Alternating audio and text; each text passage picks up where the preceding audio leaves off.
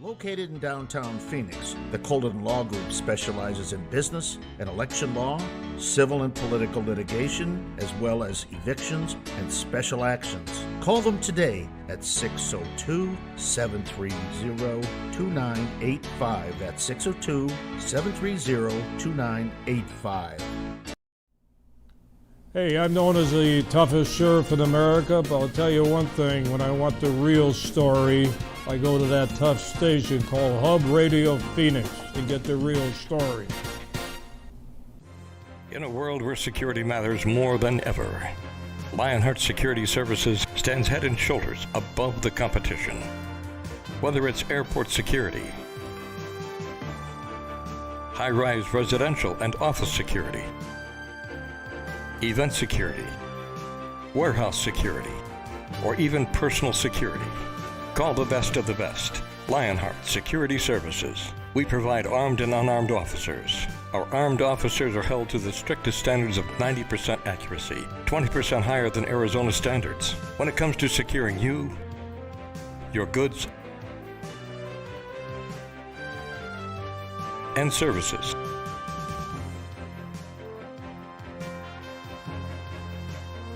Call Lionheart Security Services, 480-485-2304, or find them on the web at lionheartsecurityservices.com. Fake news and leftist commentary have left listeners looking for the truthful news, reasonable analysis, and real-life solutions to America's complex issues. Sound like an impossible task? Well, it's not. There's something new, honesty in reporting, something exciting, something that is cutting edge.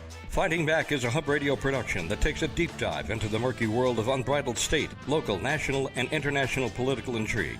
And of course, Fighting Back also has a softer side. Tune in every Wednesday night from 7 to 8 p.m. Google Hub Radio Phoenix, click on the link, and then click on Video Live to be inspired by new perspectives on daily issues. Fighting Back, clarifying the confusion of 21st century mayhem. Hi, I'm Marta Llamas and I own a commercial cleaning company. Now that many people will be getting back to work, let's get your facility ready for them with our total disinfecting, wipe down, and fogging procedures.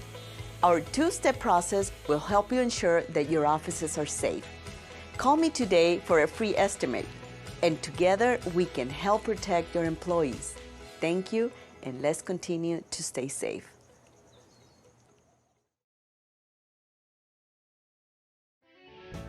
Hub Radio Phoenix is an internet-based podcast platform providing numerous special interest programs reaching over 100,000 viewers per week. Hi, I'm Ron Ludders, executive producer of Hub Radio Phoenix.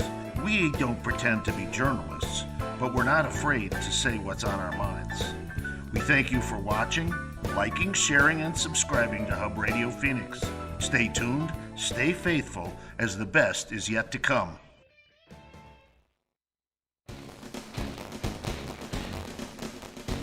Fighting Back, current events, news talk, and political commentary. Now here's your host, Ronald.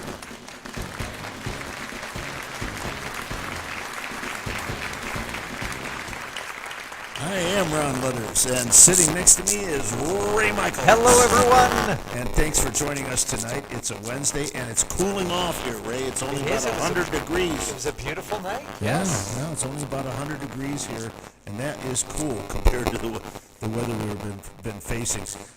We've got a big show tonight and lots of breaking news, and so I want you to stick around. But on Wednesday, we usually have Josh Bernsteinm. From Josh Bernsteinm Uncensored.com. That was a paid political announcement. At any rate, he didn't pay us yet for that, did he? No, but... Well, we have him on the line. Let's cut him off if he doesn't pay. Hey, Josh, how are you? I'm surviving. I'm hanging in there. Good. All of you that are watching, I want you to go to the screen here. If you're watching on YouTube or Facebook, I want you to like this show. It's really important that we hit that magic number, and that's over 1,000 viewers every Monday and Wednesday night. And we have them much higher around the country, but those of you that are local in Phoenix, we want that to be over 1,000 viewers here. And worldwide, we're on a lot of different platforms here. Yes, we sure are. And we're excited about that. Now, we have on the line, Ray, we have our good friend, I shouldn't say it, but the bald-headed badass from Timbuktu. And because he's not here tonight, I decided I would wear the coveted Josh Bernstein jacket. Yes, you do. In honor. Look at In you, honor. huh? But I was not going to shave my head. I don't have enough hair to start with. Now, should we tell everybody why Josh Bernstein from JoshBernsteinUncensored.com is not here? He's on assignment. He is. What kind of But assignments are you doing? There's another reason. Did you save the article that I had on Monday? I did. You have it? I have it on my All desk. right, good. On your desk or here? On my desk. On my desk. Not this desk. That desk. We need to get that. Josh, we're all hoping Yeah. and praying that you make a really rapid recovery, and I know you're planning on that, and we're looking forward to seeing you next week. What's been going on in the world, according to Josh Bernstein? Well, I'm not quite 100% yet. I'm probably about 75, 80% there. Today was the first day in 5 days that I actually got outside, got some fresh air, and took a very, very short walk around the neighborhood a little bit, just to kind of clear my head and bring some oxygen into my body. Josh, we should tell everybody exactly what happened, and then you had a full page report that was done on you in Newsweek, and we spelled that W-E-A-K. Do you want to tell us a little bit about that? Since then, there's been 11 other publications that have been attacking me when I'm down. I'm suffering from, COVID complications. And to be honest, I don't have any flu-like symptoms. I don't have a fever, headaches, runny nose, upset stomach, sore throat, none of that stuff. The only thing I really have is a little bit of intermittent labored breathing, and you know how when you try to catch that really nice big deep breath, and then when you catch it, you're like, oh, that was so good, I'm so glad I caught it. Yeah. That can be a little bit fleeting, but There he is on Other the than screen, that- ladies and gentlemen. And other than that, I'm hanging in there. But Josh, we got that wonderful picture of you on the screen where you look like, you look like the guy from, what is that, the show there with the cat. We were always talking about that. Mini-Me, Yeah, Mini-Me. You look like Mini-Me. Austin Powers, Yeah, Austin Powers. I think that's a compliment. You look like Yeah. Mini-Me. And, selling ice cream. Yeah. and you're wearing a white jacket. I didn't know you were a white knight. Josh, we do wish you well, and it's amazing how, if you took the word COVID and you just substitute it for the flu, it's not the same stigma, although it is the same corona family, the coronavirus family, as with SARS and MERS and influenza and all those other ones. I went to college with a guy named MERS. Did you? Yeah. Yeah. Well, I think what's different, and I'll be the first to tell you and attest to it, is that this doesn't feel like the flu. It is absolutely, completely different. And because it is so different, I think that's what makes it so challenging and, quite frankly, so scary. Because, right now I've been checking my oxygen on the hour every single minute of every day, it seems.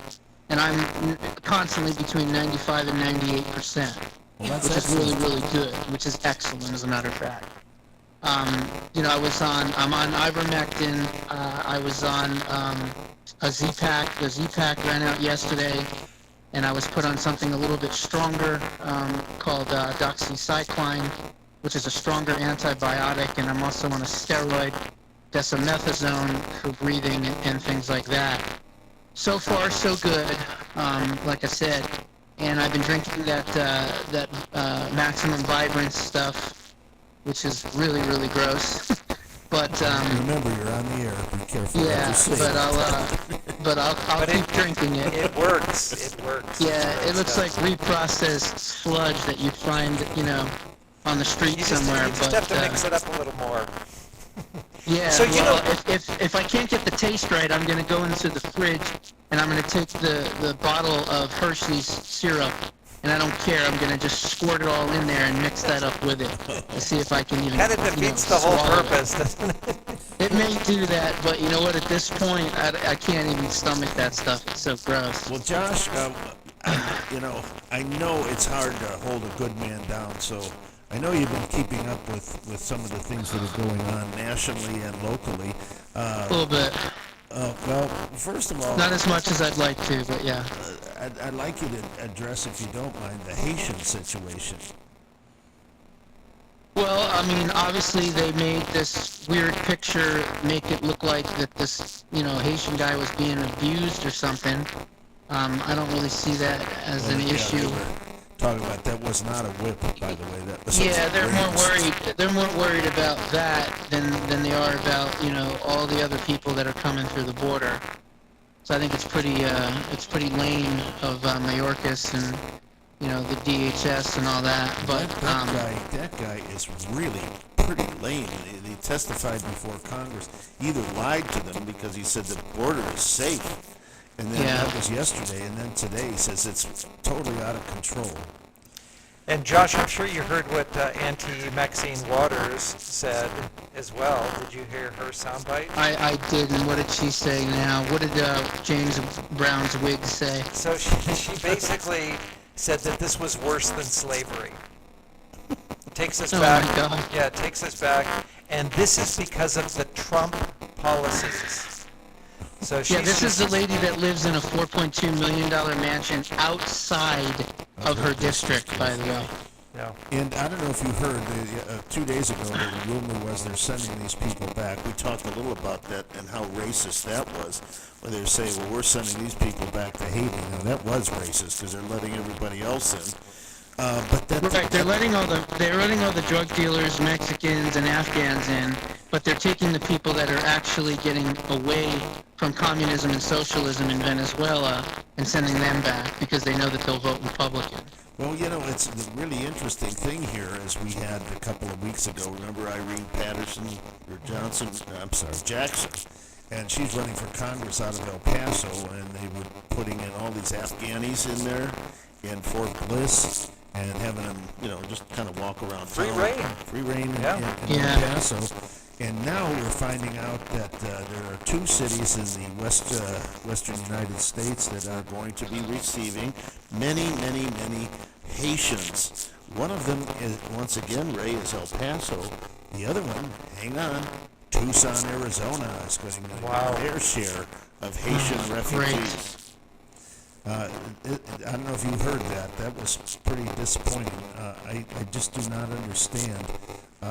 This has to be purposeful, Josh. Oh, it's absolutely purposeful. They want to bleed out the red states, make them blue or purple, and make it easier to have more people voting illegally in many of these elections. So. Well, we came up with something, last Tuesday was the election in California, and I dug up some statistics that in the state of California, 47% of the population was not born in the United States. 47%, which is about 18.5 million people. And, these are people that have come from socialist countries, I don't know, you can talk about a lot of different things, Marxist countries, socialist countries, very few of them from free countries, because give me you're tired, you're poor, those yearning for freedom, and they come here and they accept the things that the Democrat Party is presenting to them. Now, when you say that 47% of that population, if they are citizens, maybe if they're not, they're voting. And so now we've got almost 2 million people have come in from the southern border. We have now, I guess they've accepted or planning on accepting at least 100,000 Afghanis, Ray. And now there's like 15,000, I guess, Haitians on the border, and they're going to let them in. And it's no accident. They're doing nothing to stop it. They're just letting it happen. Yeah, they're definitely just letting it happen. The studio audience got yeah, upset over that one. No, it's amazing how they bring them in, yet they don't teach them our customs, they don't teach them our language, they don't teach them how the society runs. No, and they don't do it on purpose because they want them to be on the public dole. They're bringing these people in to become welfare recipients. They don't want them to have a better life. They don't want them to better their overall aspects and, prospects in America. They want them to become part of the system, part of the dependency, so that they can be controlled. And then when they bring them in, they're going to vote for Democrats. Most of them, not all of them, but most of them. It looks like there may be a shining light on this, because from the Hispanic point of view, many are turning away from that Democratic Party and moving over. According to David Swikert in District CD6, Congressional District 6, the majority of male Hispanics are Republicans now. Yeah. So that's good. Josh, we're gonna have to get to our main course here tonight, but we do have Shelby and Steve here with some real important breaking news. So I know you wanted to say hello to them, and it's going to be hello, goodbye, so... Yeah, well, you guys are doing an incredible job. Keep fighting. I want just a couple of questions. First and foremost, why is it that you think Tutri is waiting until November to step down? We'll ask those questions because they're off to the side here. They're not on camera yet. Oh, I see. Okay. So let's do that. Rhea, you've got both questions from Josh. I do. Josh, we wish you well. This is Josh Bernstein from JoshBernsteinUncensored.com, coming to us live from his living room as he recovers. And more like his bedroom. Yeah, we wish you well, and we can't wait to see you out there. I know that you're not going to be there on Friday for this big event, but you will be there in spirit, and we'll be in touch very soon. All right, thank you guys. God bless. Keep praying. Okay, Take care. Get well soon. Okay, we'll take a break at this point, and we're just coming up here. We have some real breaking news that you're going to be excited This is good stuff. This is really good. This is one of the biggest stories I think we've covered in months. So we'll see you on the other side.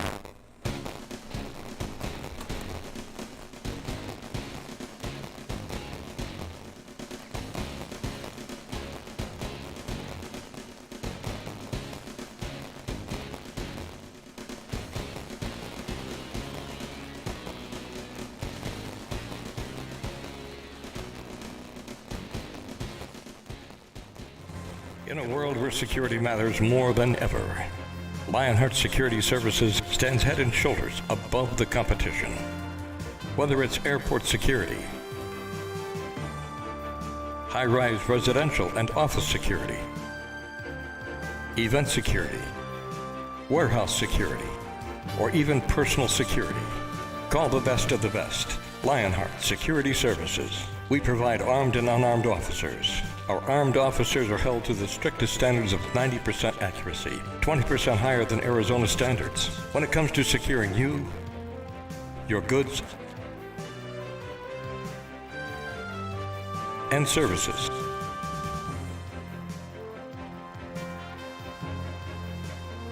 Call Lionheart Security Services, 480-485-2304, or find them on the web at lionheartsecurityservices.com. Today, the world is full of misinformation.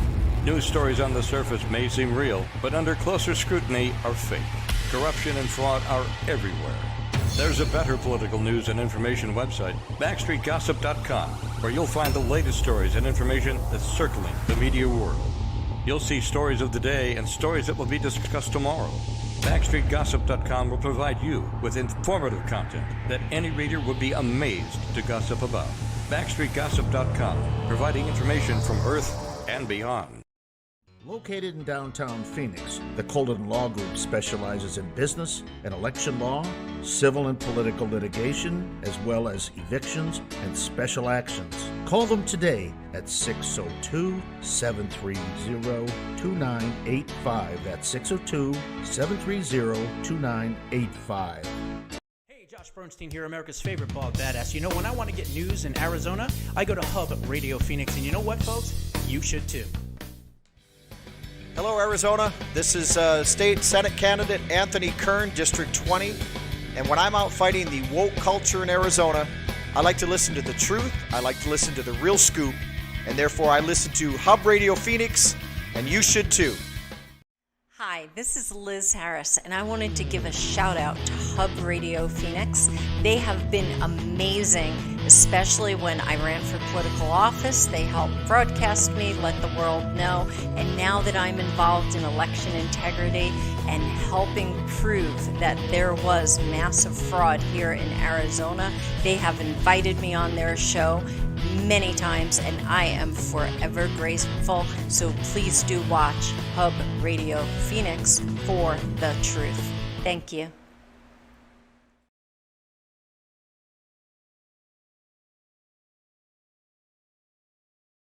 You can't handle the truth.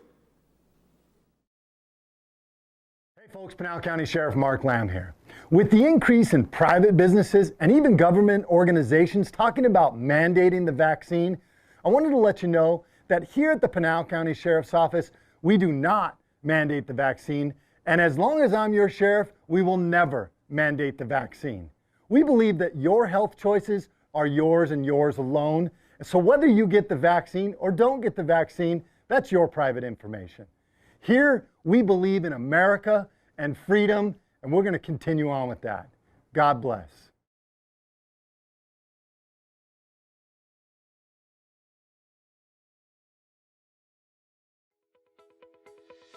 Hi, I'm Marta Llamas, and I own a commercial cleaning company. Now that many people will be getting back to work, let's get your facility ready for them with our total disinfecting, wipe down, and fogging procedures. Our two-step process will help you ensure that your offices are safe. Call me today for a free estimate, and together we can help protect your employees. Thank you, and let's continue to stay safe.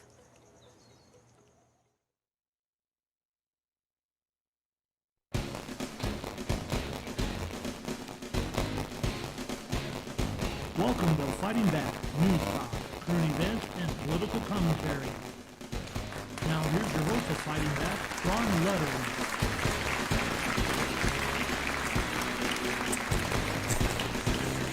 Well, it's musical chairs again, Ray.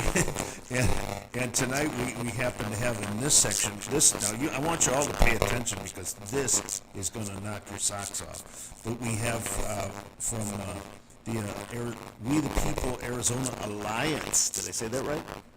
We the People AZ Alliance. That's right. Oh, it's AZ, not Arizona. Yeah. Okay, AZ.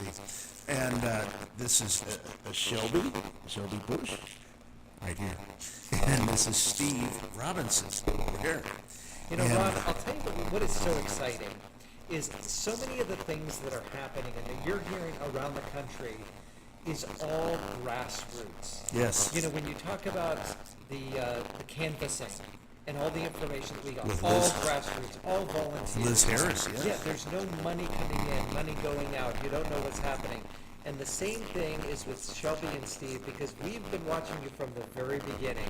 And We the People AZ Alliance has done tremendous things, and you've actually gone national.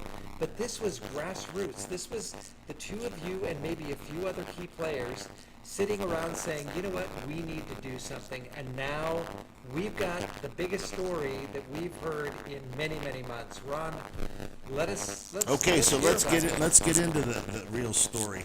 I want everybody to know a couple of things. It's really important to know.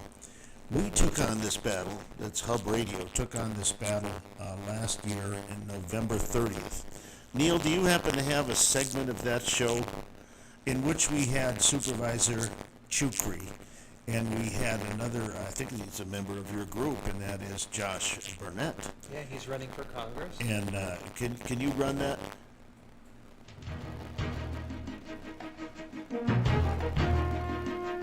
Okay, well, it is breaking news.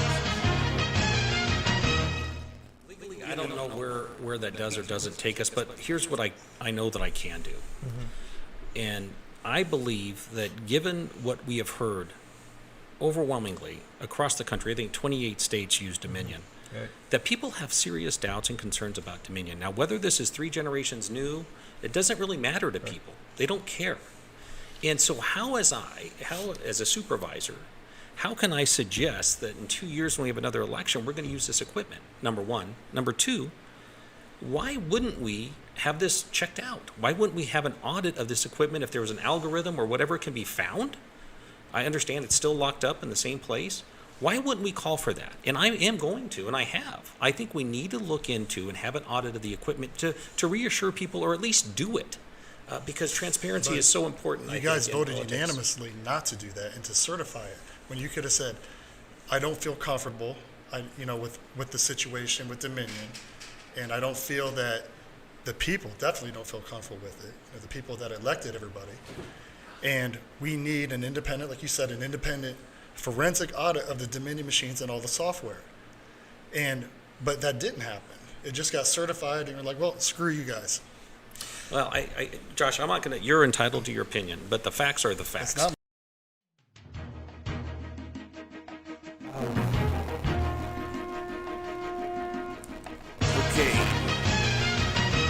Okay, that was November 30th, 2020. Just less than 20 days or 25 days from the election. Now we have to give Steve Chukri credit for coming on the show. Right? He was here. We gave him some tough questions. At the end of the show, Rod, if you remember, he said, yes, I do believe that there should be an audit. And hence the 4-1 vote. Right. It was the 4-1 vote. Now, and Hub Radio was responsible for that. Yeah, absolutely. Now, right after the show, Shelby has said that there is information that you received that we're not privy to. But right after the show aired, Shelby, tell us what happened after this. So after the show, Josh called Steve and I. We had a meeting planned the next day with Mayor Giuliani at the Senate building. And he said, I was here with Steve Chukri tonight, and he said that he's going to fight to get us this forensic audit. And so we called Mayor Giuliani and Colonel Phil Waldron, and we arranged to have a private meeting in the Senate building with Mayor Giuliani, Phil Waldron, Steve Chukri, Josh Barnett, myself, and Steve, where we forced Steve Chukri to look these men in the eyes and tell them that he was going to fight with the people to get this audit. And then I think it was maybe 45 days later, he was already backing down.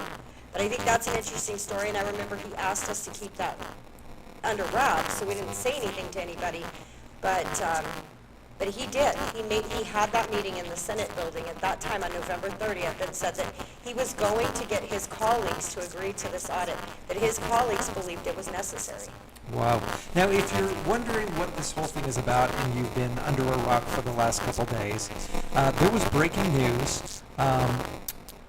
You both, through We the People AZ Alliance, recorded some information, some conversations with the Maricopa County Board of Directors, Steve Chukri. Board of Supervisors. Board of Supervisors, excuse me.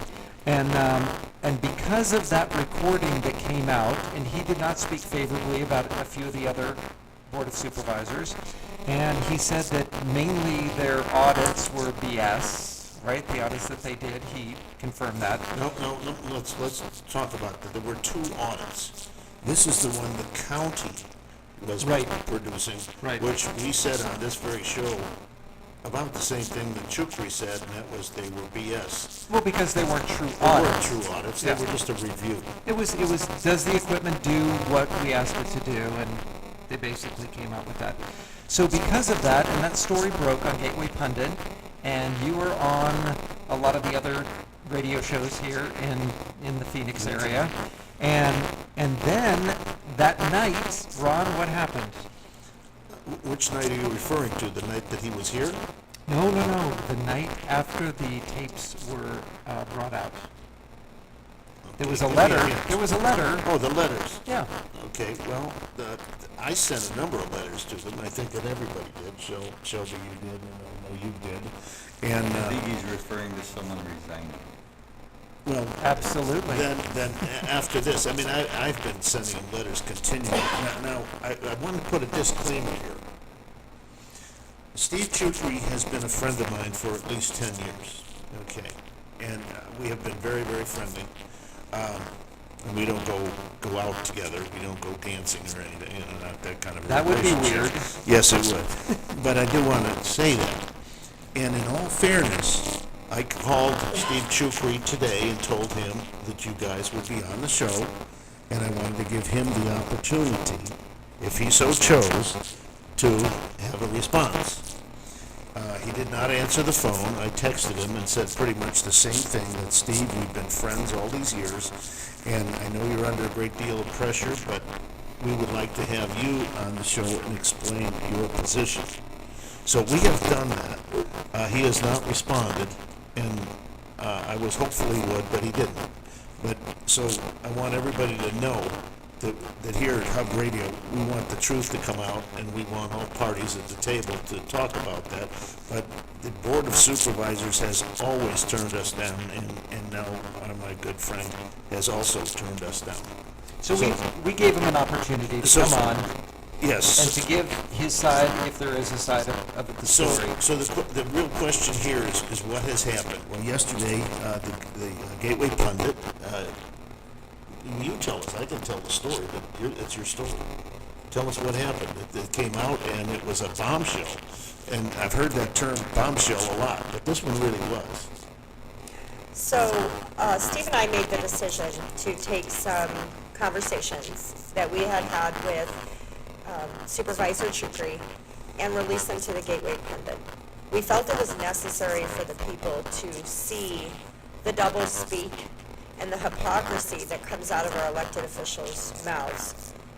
We were saddened by the fact that Supervisor Chukri decided to resign so quickly.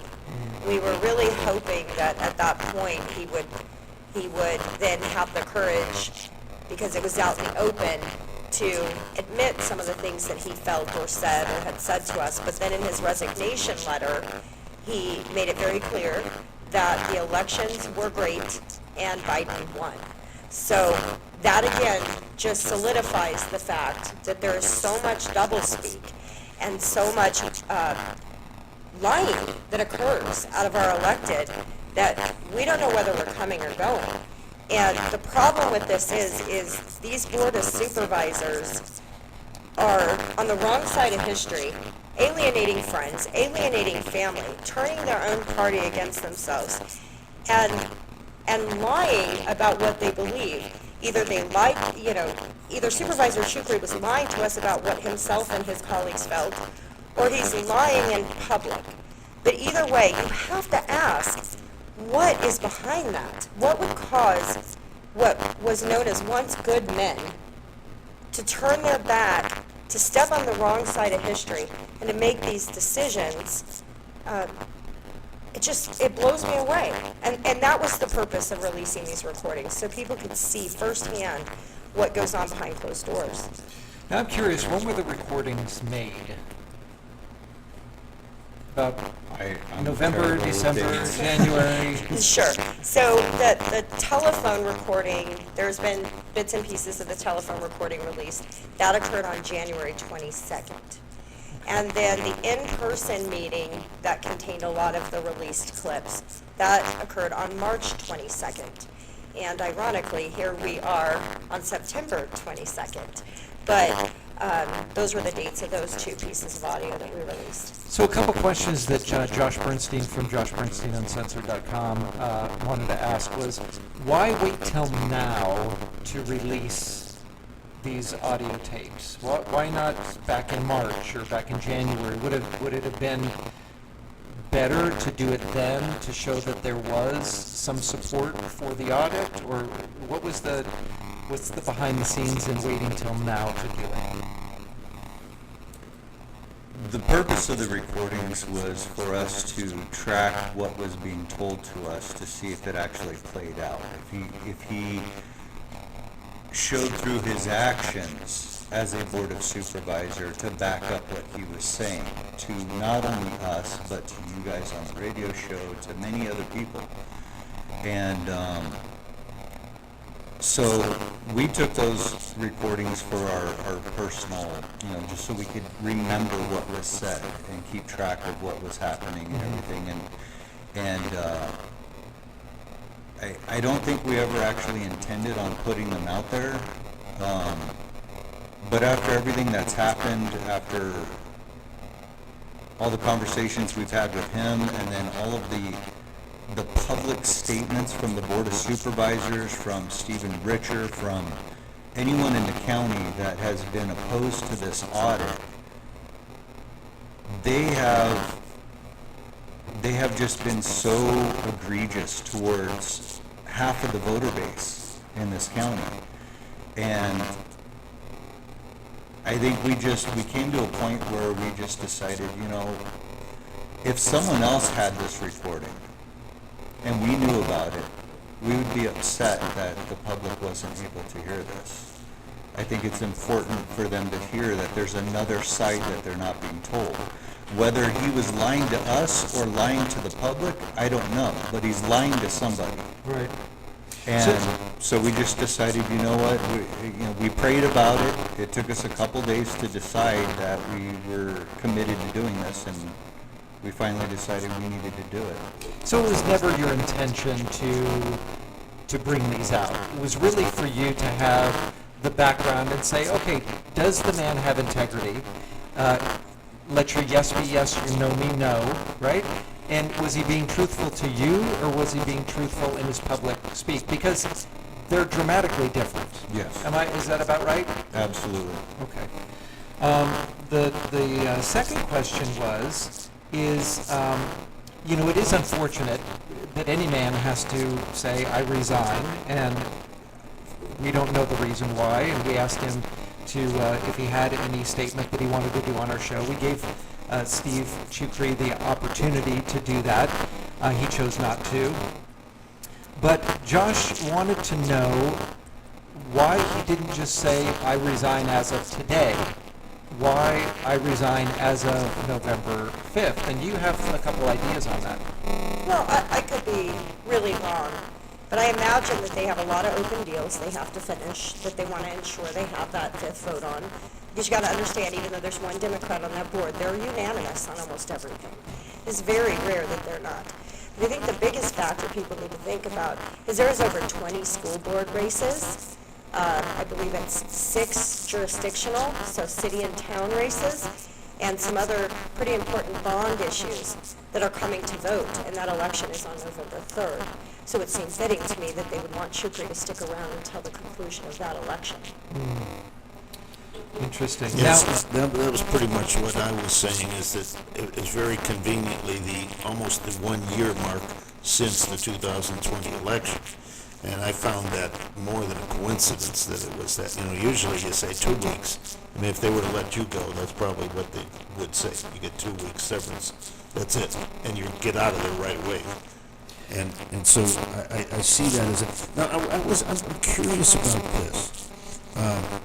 And please don't take offense to this question. I know it's going to be somewhat sensitive. In Arizona, to record people, you don't need anybody's permission to record. Unlike a lot of states, you have to have 1 or even 2 people aware that this is being recorded. Did Steve know that this was being recorded? No. Absolutely not. Okay, so when this appeared, he was probably totally blindsided. Is that a fair assumption? Yes. Okay. Now, and I apologize, but my outlook on this is, if you were honest and forthright about everything, then there would be no concern. Especially as an elected official, when dealing with your constituents, you should be open and honest with them. And I agree with that. Benjamin Franklin said, tricks and treachery are for fools that are too dumb to tell the truth, or to be honest, I think is what he said. And that's the situation we find ourselves in. And I understand he was being candid, but if we double speak like that and have to lie to cover our lies, if he was just honest with who he was, this wouldn't even be an issue. Well, in all fairness, I'm going to make a statement too. Long about that same time you were having this discussion with him, I was also having a texting discussion, and I have all the texts here on my phone. And this was just as they were beginning to get the vote for the audit. And I told him that, as we discussed on this show, and you saw the video earlier, and I said, you not only need to vote in favor of this audit, but you need to move away from the other four and be the voice of the people, because this is something that you agreed to, and you heard him, everybody heard him say, yes, the public needs to know. This is about the integrity of the election. And if your public officials that run the election have no integrity, then how can you believe that the results are correct? You can't. You know, it's just a reminder of the Declaration of Independence. You know, they were willing to sign their names, some really big because King George didn't see very well and they wanted to make sure that's my name. John Hancock. Yeah, but they said, we're willing to give up our life, our fortune, and our sacred honor to benefit the people who come after us. And that sacred honor, that integrity is so important. Ron, I've said this many times, but my dad used to say, integrity is what happens when no one is looking. Yeah. So it's so important. And when you vote for somebody, and you know, there's a lot of new people that are going to be running for office, look at the person and look at their life and look at their integrity, because if it's just a name that you recognize, oh yeah, that sounds familiar, you don't know if they're running for the House, the Senate, a county job, a state job, you don't know, you just recognize the name. Oh, well, they ran before, I'm going to mark it down again. Check out their records. How did they vote? Do they stand with you on some foundational issues? It's so very important, especially from a grassroots level. And Ray, we did a lot of research here, along with Josh Bernsteinm, and found out that the current chairman, Sellers, actually has been to China on several junkets. And we have photographs of him shaking hands with some of the top leaders of the Communist Party. And this man is a Republican who only won, I might add, his election by less than 400 votes. I think the Gateway Pundit pointed that out in the article, where it said that I think it was both. Was it Sellers and Hickman? No, Sellers was 403 votes according to our records, but I'm not sure. They said 200 votes, and I think Chukri was the one that supposedly made that statement. Yes, Chukri said Gates barely won his race, and Sellers only won by a little over 200 votes, and so they're scared if we do a full audit that they may not have won. And let me tell you this. Chukri won by humongous, like 70,000 votes. Sellers won by 403 votes, and Bill Gates won by 5613 votes. Now, I have been doing some work, and I won't go into detail. I'll report on that sometime in the future. But Gates had some real slick situations with the Board of Adjustments. He appointed people to the Board of Adjustments, and that is to determine if there should be variances in building codes. And Bill Gates has been involved with that. I had written to him many times about my issues. I even got a petition and filed it with him. And every time I would call him personally, he'd say, I cannot comment on that because it could come to litigation. Well, I don't believe that's being honest either with the public. And when you have something the public is concerned about, and this was dealing with marijuana, strip clubs, and so forth, so it was kind of unethical in the first place. Far as I didn't know they actually had marijuana strip clubs. I'm not going to address that. But so anyway, we have these two men that came very close to losing.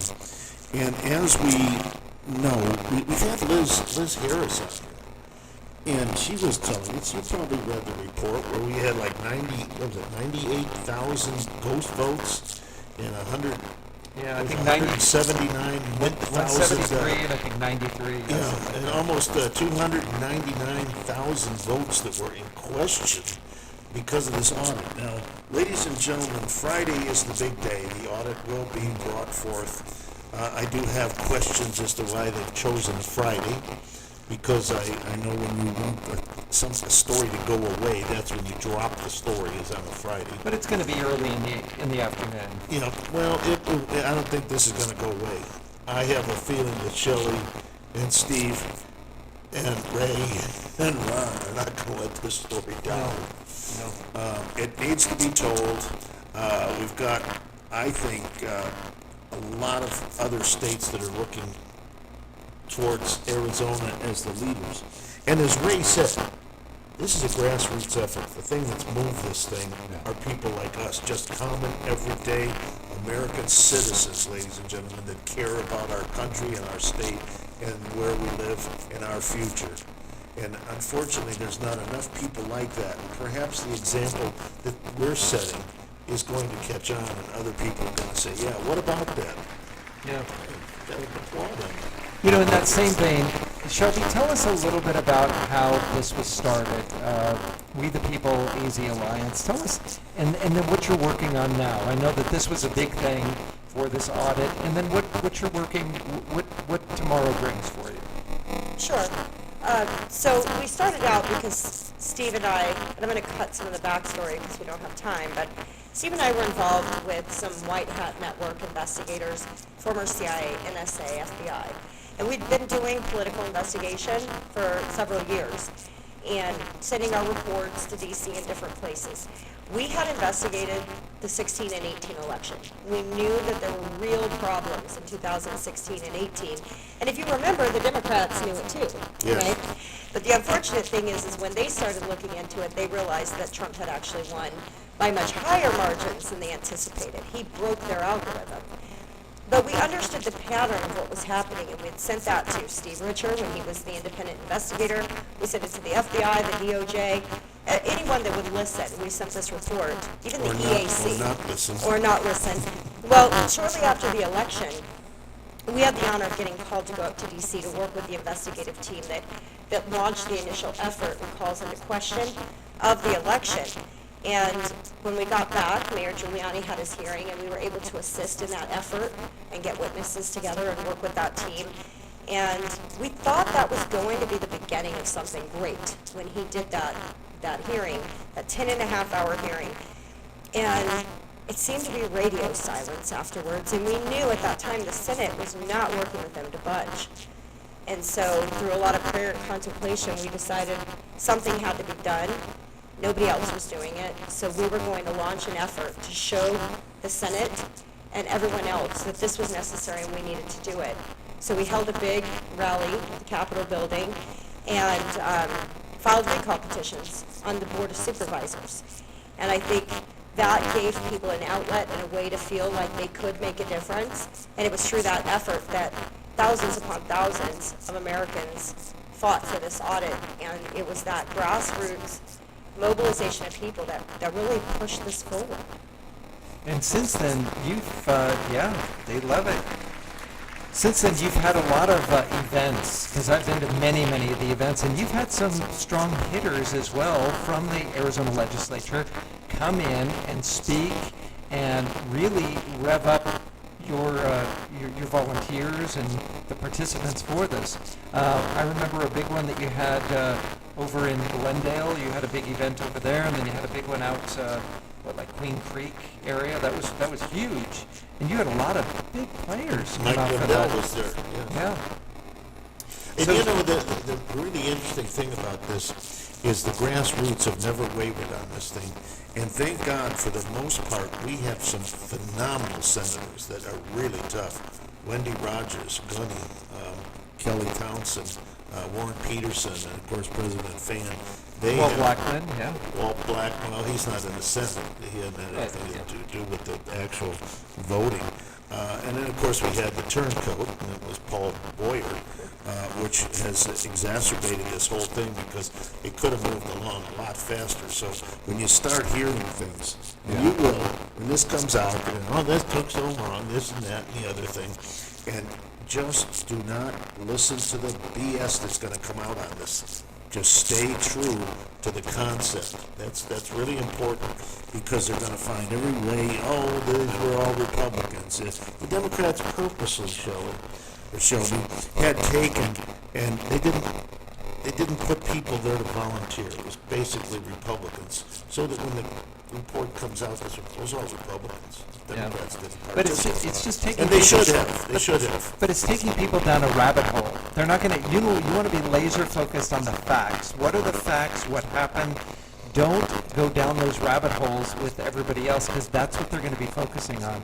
So you're going to be there on Friday. This is going to be exciting. We're going to get the information, and then what are you anticipating that you're doing moving forward?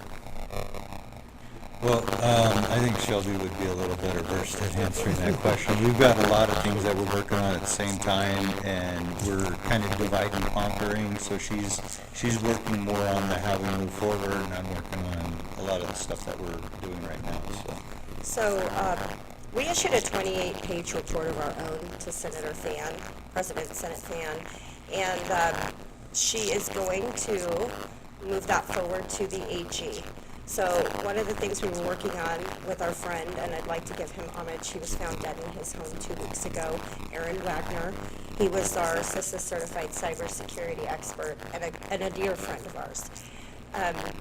We wrote a report, a 28-page report, all backed by video evidence. Like 92% of it was video evidence. The Maricopa County Elections Department has a mass systemic problem of disregard for statute, disregard for policy. Egregious things are taking place to this day under Steve Richer in that county recorder's office. Our next step, our biggest focus, is to see handcuffs on some of these individuals. The state statute says that any violation of the Secretary of State manual can result in a second Class 2 misdemeanor or greater. We have found over 38 provable by video evidence violations by the current county recorder. And I'm talking under Steve Richer. Right now, we have an election coming up in 3 months. So our aim and our goal is to make sure that our legislature does not allow another election to take place in the county recorder's office until this is fixed. This cannot wait till next year. All right, so the video information that you have, the 92%, this happened during the last election? It happened during and after the last election, and is currently happening today. So just for the record, so Stephen Richard, who is now the county recorder, he was elected in. So if it was the last session, then that would have been Adrian Fontes, right? Correct. This happened. So has Stephen been notified, the county recorder Stephen Richard, has he been notified of these issues, and has he said, yes, I will take care of it, or where does he sit on that? So we actually have email exchanges between our cybersecurity gentleman and Steve Richer, Recorder Richer, asking about certain things that are going on in there. And the responses are very vague. Many times he would refer them to their IT team and MTech, who would disregard it. The one thing I can give him credit for is he did make one adaptation after that was given. But when I tell you there's egregious things happening, do you guys know what tailgating is? Just when you have the beer in the back and you go to the game? Yeah. So think about it when you're going into a gated house, okay? And you put in your pen and the gate opens and a car follows you in. That's what I mean by tailgating. What they are doing in the county recorder's office is they have Christy Tessarelli is going through and opening the ballot vault. She's opening the server room. She's holding that door open, leaving it unattended, while several people rotate through these secure areas, unbadged and unauthorized. We are seeing things like election equipment, electronic equipment, being hauled into the loading dock and unloaded out of a private individual's open bed pickup truck with not a second observer and no idea where this equipment came from. So there's a lot of things that we have identified on camera that is happening right now today in MTech. Everything from flash drives being left for over 24 hours unattended. And people will say, well, these are small things. These are little things, right? When you're talking a Class 2 misdemeanor. But when you add up the gravity of this, and you think about it like this, if I wanted to perpetuate fraud in an election, all I have to do is watch the Nest cameras. If the Democrat Party, if the Republican Party, if China, Russia, I don't care who you think may perpetrate fraud, wanted to do so, it would take you about an hour and a half of reviewing the footage we had, and you would know how to rig an election in Maricopa County. Wow. Shelby, I have a question that we've discussed on this show many times, and that is the reluctance of the board to allow the routers to be looked at by the Senate. Now, they keep saying, oh, it's got sensitive materials on it. Routers don't have sensitive materials. They just tell you, this call connected to this phone. That's it. It doesn't tell you what was discussed, or this computer was connected to this computer. Has nothing at all to do with it. I mean, even us that are not techies know that, and yet they keep using that. Now Penzone's using that thing. Like, let these things go, you know. Maricopa County Sheriff. The Maricopa County Sheriff has said, this is all kinds of confidential information. No. Well, thank you. Calm down, folks. I know this is sensitive material. They're really upset. I know. The audience is So very upset. we're terribly sorry about your friend. Was there any foul play on that, or? We still don't know. We're waiting on the autopsy report to find out.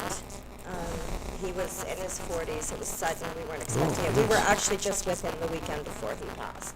So it was a devastation to our team. It was definitely a devastation to our work. And so in honor and homage of him, we absolutely want to make this our primary focus, is exposing the current crimes, and yes, I call them crimes, that are occurring in MTech right now as we speak. Well, we're running very short of time now, but tell me, what do you expect Friday when the audit is released? What type of information do you believe will be released?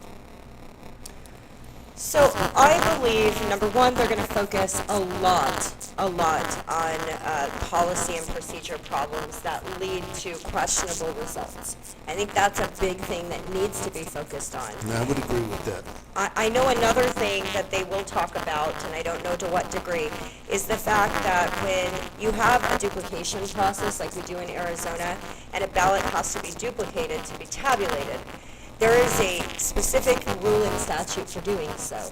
The ballot you're duplicating is marked duplicated. The ballot you have made in its place is marked duplicate, and they are to be given a serial number that's matching, a unique serial number, so that those ballots can be paired back together just like a pair of shoes. The county didn't do that. So there are boxes and boxes of ballots that were marked duplicate ballots. And many of those ballots were not marked duplicate or duplicated, and many of those ballots, if not all of them, were not serial numbered. And Shelby, the oversight is whose responsibility? So for that is actually, believe it or not, the Board of Supervisors. A lot of people think it's That's where I the was Board. heading. I wanted you to say that. Yes. Thank you. Yes, so many people don't realize that the bulk of your election is actually the responsibility of the Board of Supervisors, and many of the employees in the MTech building are not employees of the recorder, they are employees of the BOS. Well, you know, we've called them many times for some revision, some updates to the election process, and Liz, you know, is here and she gives us her input on it as well. For instance, paper ballots. The legislative districts and the precincts much smaller, you know, down to 1,000 people, one-day voting, mail-in only for, you know, specific, you know, if you're in the military or if you are permanently infirmed, you know, some things like this. And Ron and I have talked about just saying, you know what, an audit should be standard. They finish the election, and the next 1 week or 2 weeks, however long it takes, there is a process that it immediately goes into an audit type situation with people who are experts there. They said, were the policies and procedures followed? Were the statutes followed? Was everything done, chain of custody? Was everything done in the manner that it should have been done? And once it's audited, then it's over. And so within a 2 week time, you will have the winners of the election and certified. And Ray, one of the really interesting things is you read the rules, the statutes. Records are to be kept for 22 months. Why? for that very reason that they can be audited. Now, they'll tell you no, it's just that we're supposed to keep them. For what purpose? Yeah, for what purpose? Just to say. Occupy space? Yeah, we're paying rent on this building that has the balance. No, ladies and gentlemen, it's 22 months so that you can go back and correct some problems that might have occurred. The Board of Supervisors, of course, did not want you to know that, but that's the very reason. And as Liz Harris, and I agree 100%, you probably do too, I'm not putting words in your mouth, but I really, really believe that every one of our elections needs to be audited. Yeah. So it costs $1 million more. I'm sorry, this is our country, and $1 million is a secure small, ballots. is a It'll small be price quicker, to pay. cheaper, and easier to do it on a precinct level audit. Exactly. And You go back to precinct level voting. Steve, Shelby from We the People AZ Alliance, you are true patriots and you are grassroots, and we love both of you. Thank you so much for the work that you've done. We look forward to seeing you on Friday. And don't miss out. There's going to be some great things happening on Friday. Thank you for watching, and we're going to have some cameras down there. We're going to plan on going down there. And on Monday, I believe, we're going to have some people here that were there. Let's hope so. And I won't say who yet because they haven't confirmed. Thank you for watching. We'll see you Monday. Tune in tomorrow night for the Jay Lawrence Show.